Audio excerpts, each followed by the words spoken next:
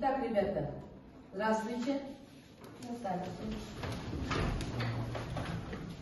Давайте, прежде чем начать урок, пожелаем друг другу хорошего настроения и подарим друг другу улыбки. Садитесь. Итак, ребята, что было задано на том уроке? Что мы с вами проходили и что вам было задано на дом? О чем мы говорили на том уроке? Мы проходили творчество ужаса Сулейменова. Стихотворение «Дикое поле» написано в 1973 году в застойный период СССР. В нем поднимается проблема депортированных народов. Депортированных народов. Хорошо. Хорошо, молодцы. Садитесь. Мы приступаем с вами к новой теме. Итак, ребята, вы видите на доске иллюстрации. Вам знаком этот писатель. Мы в младших классах проходили его произведения, да? Смотрим все. Смотрим все. Кто это? Чингиз Айтматов. Какие произведения в начальных классах мы с вами проходили? Первый учитель, белый пароход. Хорошо, молодцы. Значит, как вы думаете, о чем пойдет речь? Сначала прочитаем эпиграф к уроку. Мы есть то, что мы помним и ждем. Чингиз Айтматов. Как вы думаете, о чем мы с вами будем говорить на уроке? Итак, ребята, цель нашего урока – понимать детально информацию, сообщения, подтекст, определяя социально-поведенческие характеристики и коммуникативные намерения говорящего.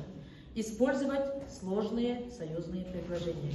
Пересказывать тексты, адаптируя содержание для определенной целевой аудитории с использованием средств для получения внимания.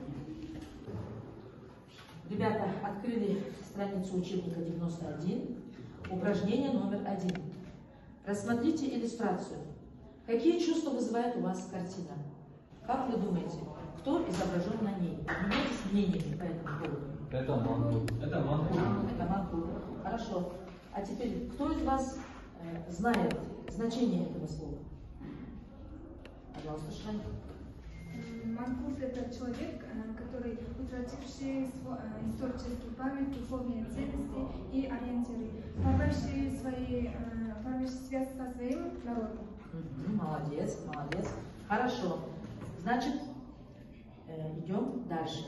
Опережающим заданием было задано двум ученикам рассказать коротко о творчестве Чингиза Айтматова. Пожалуйста. Антаир.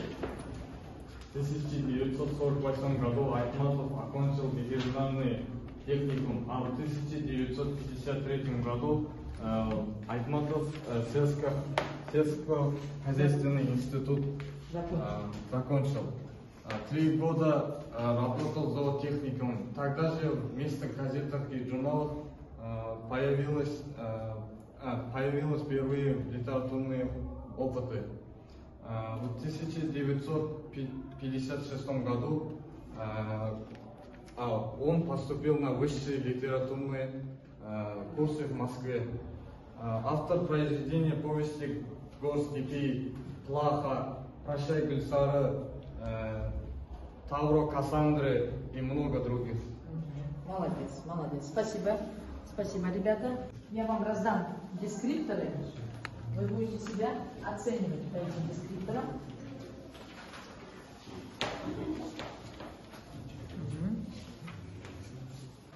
Теперь, ребята, работа с текстом. Открыли упражнение номер 3, страница 92. Прочитайте отрывок из романа Чингиза Айтматова «Дуранный по уставу». И ответьте на вопросы, какие права человека нарушили Жуань-Жуани. Перескажите данный текст, адаптируя его содержание для членов дискуссионного клуба «Право голоса». Используйте в своей речи различные средства привлечения внимания. Итак, выразительно начнем читать. Пожалуйста, Хумбатай, начни ты.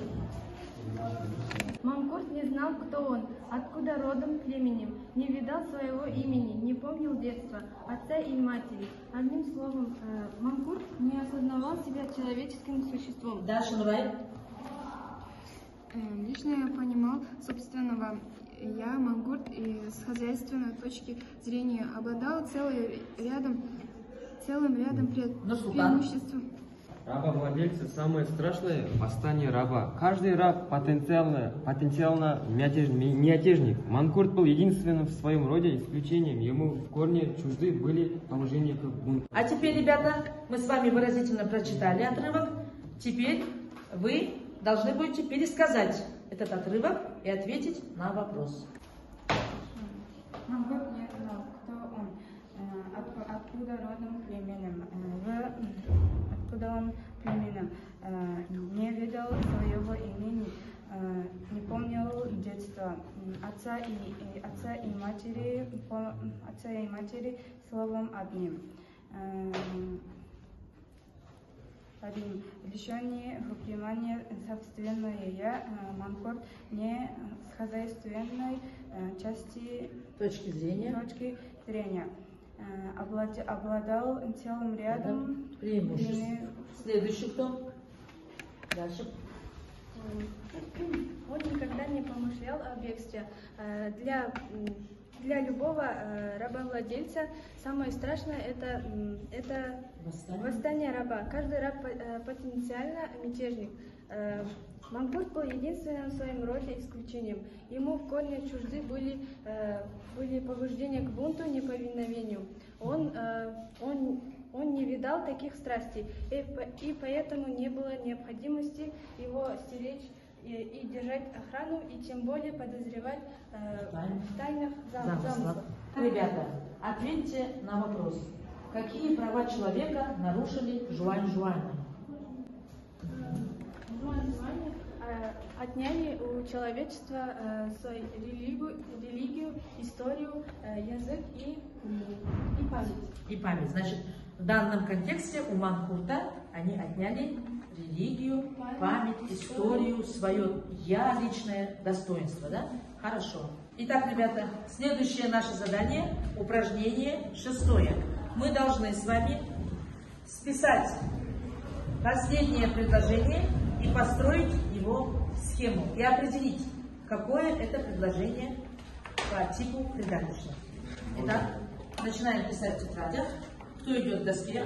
Нурсултан, пожалуйста.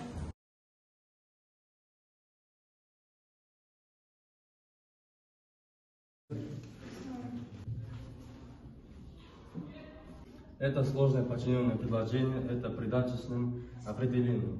Предательственным определителем. Да, это сложно подчинить. Теперь, ребята, мы с вами сидим уже в 2 группах, поэтому вам будет задание.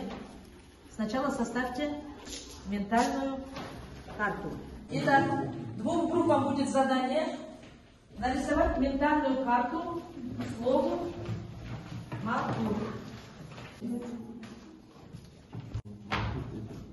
Время вышло. Пожалуйста, кто первый ответит? Кто первый? Какая группа? Давай, начинаем. Манкурт, он не помнит детства отца с матерью. Манкурт без языка, Манкурт не видал своего имени, он беспамятный, без истории. Без истории. Молодец, хорошо, садись. Молодец. Так, следующая группа. Все, быстренько выходим защищать. Манкурт не помнил род и племя. Манкурт беспамятный. Манкурт не ведал своего имени. Манкурт без языка. И лишенный понимания собственного я. Манкурт без истории. Итак, ребята, теперь вам дается задание, мы закрепляем материал, составить синквейн к слову память и к слову личность. Так, ребята, кто готов? Пожалуйста. Личность. Первое это личность, второе важное, особое, третье проявляется, отражает, приобретается, четвертое личность, единство, множество и множество единства. Пятое персона. Персона, молодец. Память. Память светлая, радостная. 3. Помогает, присутствует, живет. 4. Жить с ней нелегко. 5. Воспоминания. Молодец. Молодцы, ребята. Давайте похлопаем. Молодец. В начале урока я вам раздала оценочный лист дескриптора. Вы должны были сами себя оценить. Итак, пожалуйста, кто ответит? Я поставила себе 9 баллов, потому что понимаю детальную информацию сообщения, выразительно читаю, составлю ментальную карту. Я поставил себе 8 баллов. Дескриптора я понимаю детальную информацию сообщения, выразительно читаю, пересказываю отрывок, строю схему предложений. Теперь, ребята, домашнее задание. Мы сегодня с вами хорошо поработали. Спасибо вам. Дома вы должны будете написать эссе на тему «Есть ли в древней или современной истории случаи, подобные с историей с Манкуртом?» Напишите дома эссе. Свяжите это с нашей историей. Спасибо. Хорошо поработали, молодцы. Я раздала вам лист рефлексии. Пожалуйста, вы уже отметили все. Сдайте мне эти листочки. До свидания, ребята. До следующих встреч.